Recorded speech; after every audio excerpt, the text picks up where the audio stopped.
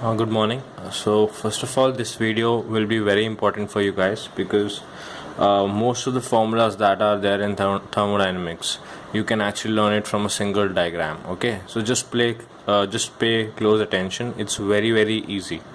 Okay, and so we'll draw a square box first of all. Okay, like that, and we'll write over here entropy S. SP, pressure, volume, temperature. Okay, then in between S and P we'll write H, then over here we'll write G, A and U. Okay, U is internal energy, H is the enthalpy, right? This is G is Gibbs energy, A is Helmholtz function. Okay, so then what we do is now we draw a arrow from S to T, okay, and another one from P to V, like this. Okay, got it. Now first of all we'll derive the simple relations, the Maxwell relations. So over here what you see is D, over here you see S and V. Okay, so you write ds del S by del V. Okay, so del S by del V, okay, is equal to, what is the opposite of S? P. So you write del P upon, so what is just see the opposite of S and V, it's P and T, right? So del P by del T. Okay, now if you see the arrows going now, if you see the numerator, it's S. Okay, so if you see the arrow is going from S to T, so it's positive. So you'll write, and what is the opposite of S? It's T, so at constant temperature. And what is the opposite of P? Now the arrow is going from P to V, so this term will also be positive. And the what is the opposite of the numerator? It's volume, so you'll write at constant volume. So this is our first Maxwell relation. Now let's go on to some other relation. So now we'll take S and P, so we'll write del S by del P. What is the opposite of S and P? It's V and T, so you'll write del V by del T. Okay, and again if you see the arrow is going from S to T, so constant temperature. And if you see volume now, so del V by del T. Now the arrow is going from P to V, and now we are saying that in the numerator we have V, so now the arrow is going from V to P, so that means it's going in the opposite direction, so negative sign at constant pressure. The second relation. Let's move on to the third one. So we have this, and okay, then we can go on to okay, dV by dt at constant, okay, or we can go for dP by dt at constant G. Okay, so dP by dt at constant G is equal to, again, ds by dV, sorry, made a mistake. Now let's say we want dt by dv, so we write dt by dv. Okay, and then opposite of T and V is P and S, so over here we'll write del P and del S. Okay, and then if you see if you see this, right, so now the arrow is going from S to T, but we need to go from T to S, so minus sign over here. And if you see, and the constant will be the constant at constant S. And if you see dP by ds, now the arrow is going from P to V, and that's exactly the direction we want, so at constant volume. Okay, and then we have dt by dP. Okay, so dt by dP, what is the opposite of dt by dP? V and S, so you write del V by del S. Okay, then you see the numerator, it's T, so we are going from T to S, so it's negative. Okay, at constant S. Then if you see the numerator over here, it's volume, again we are going from V to P, so again negative. Okay, negative cancels out, so what we get is del T by del P at constant S is equal to del V by del S at constant P, right? So these are the four basic Maxwell relations that we got. Now see, it's simple, it's super easy, okay, and it's also good for your university exams as well as your entrance exams. So recently, you know, from Maxwell relations, either an application based question comes or a direct question comes, so that way it's very easy. It's very important to learn them, right? So this is one of the tricks for learning the basic Maxwell relations. Now coming on to the second one. So we have H over here, right? So you just write it as del H, okay. And now see what is next to adjacent to H. So we have a S and we have a P, right? So what you write is ds and dp, okay. Again the same thing, S is opposite of S is T, and the arrow is going from S to T, right? So you just write TDS.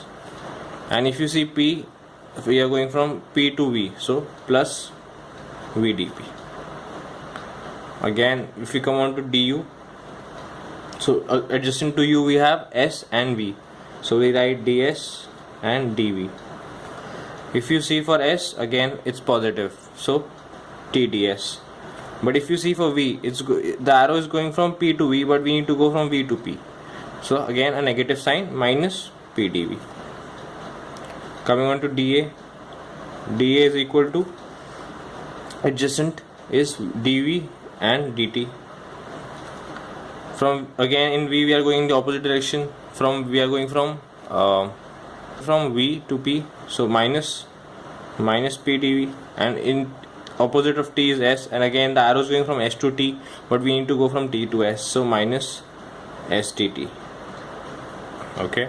Similarly, if we write for DG, try it yourself so you'll understand. I am doing it anyway. So dP, and we have dt, okay. And from P to V we are going, so VdP, and plus, because we are just a second, we have a minus over here, sorry, because we are going from T to S and this arrow is going from S to T, so minus STT. So these are our four relations. So we derived 8 formulas till now, so four of these, okay, and 4 of these. Now let's move on to the next part. Sometimes what happens is in the exam they ask you, say, del G by del del G by del T at constant P comma N, and they give you 4 values to write. So this question, for example, came in GATE 2016. So you just have to, like in this case, what you need to do is you identify G, okay, and you see in the denominator now it's T, okay, and it's at constant P comma N, where P is the pressure, N is the, like, basically it's a closed system. So at constant P comma N means it's a closed system, so there's no exchange of molecules basically, okay. So it's a closed system. So del G by del T at constant P comma N, so we have identified G and it's at constant P. So in this case what you need to do is, earlier you were finding opposite of a numerator, over here you need to do nothing. You see del G by del T at constant P comma N, you take the denominator T and see the opposite of T, it's S, okay, and the arrow is going from S to T, but we need to go from T to S, so we just write over here minus S. As simple as that, okay. Let's say they ask you the opposite of this, that is they ask you del G upon del P at constant T comma N. Now what is in the denominator? We have P, okay, so opposite of P is V, and the arrow is also going from P to V, so nothing but V. So simple, right? So this is a very important thing, this particular box, and it's very easy to learn, and you can actually derive all the formulas. Now let's move on to chemical potential. So let's move on to chemical potential, okay. These are quite rare, they can come or they cannot, but Maxwell relations definitely come. So these are quite rare, but we'll still do it, okay. Now this is not exactly but a derivative of what we just derived. So if they ask you what is the how does the chemical potential vary with temperature at constant pressure for a closed system, Okay, so then it will be equal to minus SI bar. So first of all, again, just go for the denominator. Denominator is temperature. Opposite of temperature we have entropy, right? So opposite of temperature we have entropy, but it's the sign is opposite because we are going from T to S and the arrow is from S to T. So we have minus sign. So we denote it by minus SI bar, where SI is nothing but the partial molar entropy for a system with I components. Okay, so from here we can say that so if the question says how does the chemical potential vary with temperature at a constant pressure for a closed system, you can just say minus SI bar, or partial molar entropy it is equal to negative of partial molar entropy. Or you can ask, or they can ask you del mu I, how does the basically chemical potential vary with say pressure at constant temperature for a closed system. Then like we have derived over here volume, so you can just write over here V bar, where V is our partial molar volume.